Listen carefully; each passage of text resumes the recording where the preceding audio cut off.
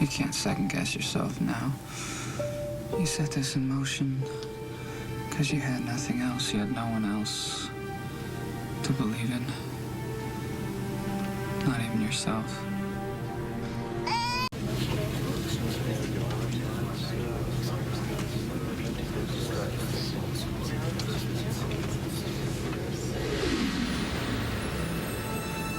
You tried fighting it, but you were too exhausted. Either that or I wanted to go to sleep. It's a dream. To escape? Maybe it was the only way that my mind knew I could thank you. For what? For Aiden. Well, that's sweet. Don't be thinking me just yet. There's still a long ways to go.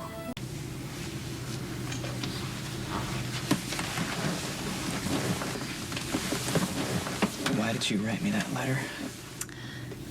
Just a feeling I had. Yeah, but how could you know any of it? Well, we McKennas, we have a thing with death. Seeing it, trying to look past it. Fighting it's no use, but you can sneak by it for a little while. Yeah, but everything that happened in the churchyard, I mean, putting your grandmother's rosary in St. Margaret's Well, seeing the words written out in stones. You weren't the first. But your letter said that I was gonna get a message from you. I didn't say that. Yeah, it said that there would be one last message from someone I loved.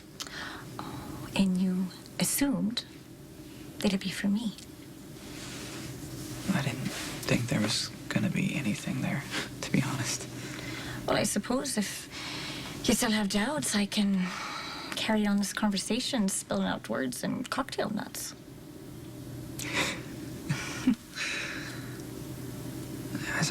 Sometimes I think it's just all in my head. Head, heart, soul. It's all connected. And all connected to something bigger. I used to believe that. And I wanted to.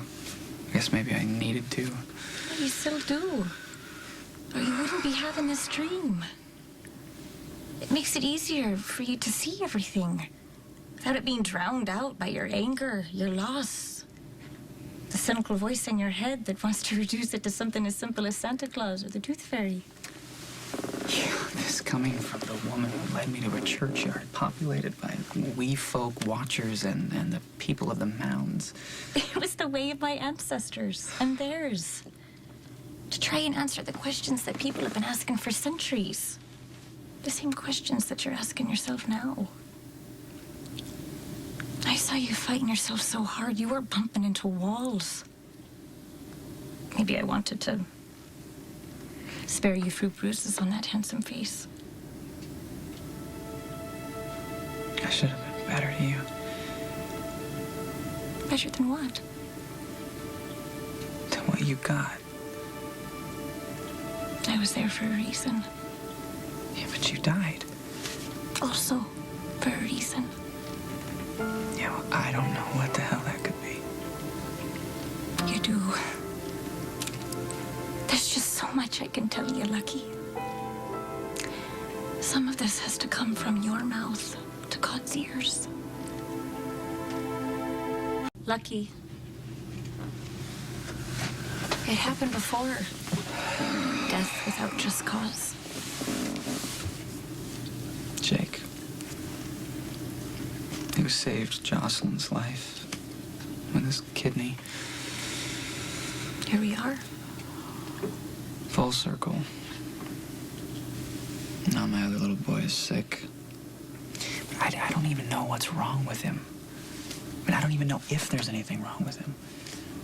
And I've gone and then put him in a car with my dad, who chose tonight of all nights to go over to Elizabeth's. He was the only one there when I called. Does it make you nervous that he's driving? What do you think? I mean, Dad set a new standard for self-destructive, even for a Spencer. Runs in the family. I don't know. Maybe I'm just more like my dad than I care to admit. Maybe there's a part of me that just wants to finish what I started after losing Jake. You know, burning down the family house, popping pills, ripping Elizabeth's heart out. She still loves you. But you know what? To be a true Spencer, to really be my father's son, what better way than to set one more tragedy in motion? It was This turns out. Hardly.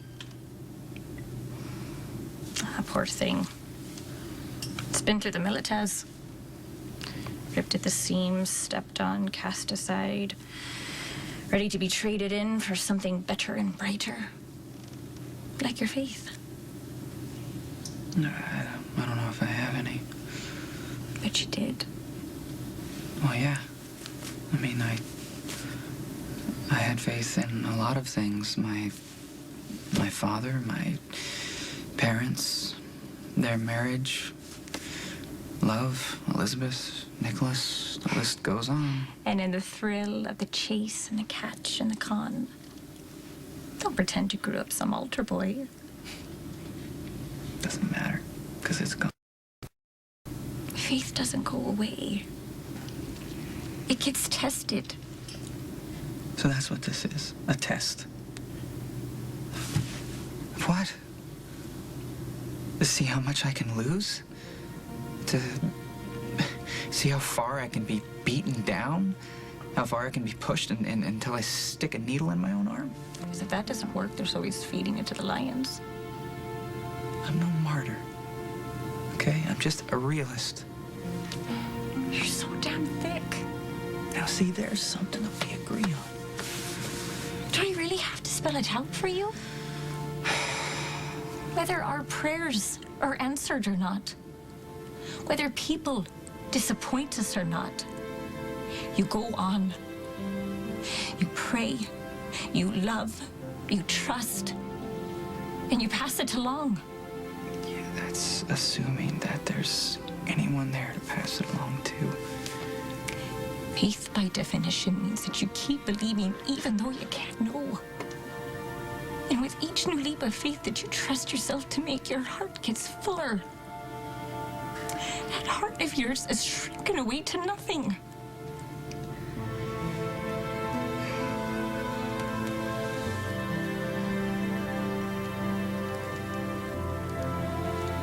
It sounds like there's still hope. If you listen. It just doesn't make sense. Well, there's your first problem. Who says everything has to? A part of you. A part of you that's looking at me right now is so damn scared. What, that I trusted my father? That I may have put my son's life in his hands?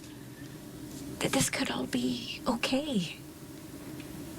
That you showed faith. Which is proof enough that you haven't lost it. Well, if it turns out that Aiden is sick, and that this saved his life. But then you'd have to stop with the wisecracks about the wee folk and my ancestors. You'd have a responsibility to follow through. And do what? What's next? Only you can do that, Lucky. Nobody can tell you.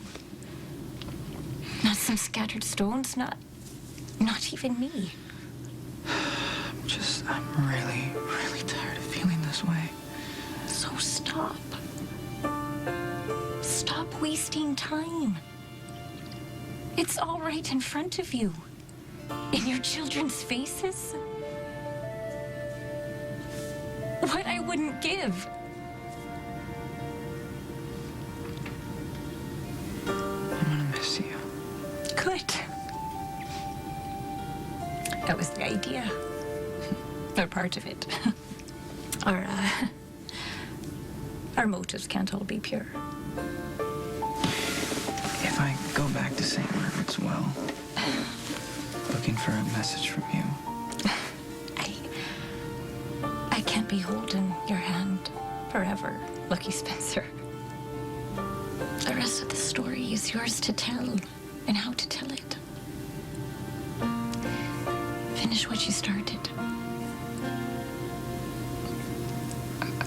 I don't know what that means. You do. You will. Someday you'll thank me for it. I have to go. Go where? Back. Don't be forgetting me.